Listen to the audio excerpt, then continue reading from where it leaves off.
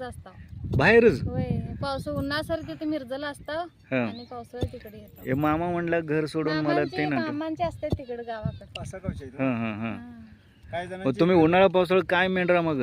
मेंढरा मागच काय जर कार्यक्रम असलं, जत्रा गित्रा असली तर तेवढंच जायचं फक्त जत्रेपुरतं गावात? नाहीतर गावाकडे नाही. मग गावची आठवण येत नाही का? गावाची आठवण आम्हाला हेच गाव म्हणायचं. हा. रोज जे गावाला जाईल ते आमचंच गाव म्हणायचं. रोज जे गावात ज्या गावाला जाईल ते आपलं गाव. आपलं गाव. हा हा. कशा अनुभव येते एवढं फिरताय तुम्ही दिवस रात्र? हा. अनुभव आता फिरता 24 तास बाहेरच म्हणल्यावर आता काय. हा हा हा हा. छान, चांगली गोष्ट आहे. मग काय मुलाबाळांना शिकवून काय करायचं स्वप्न बघितलंय? मुला बाळाचे आता त्यांच्या नशिबात काय असेल ते होईल ते होतं. नशीब तर आई वडिलांनी घडवायचं असते. होय.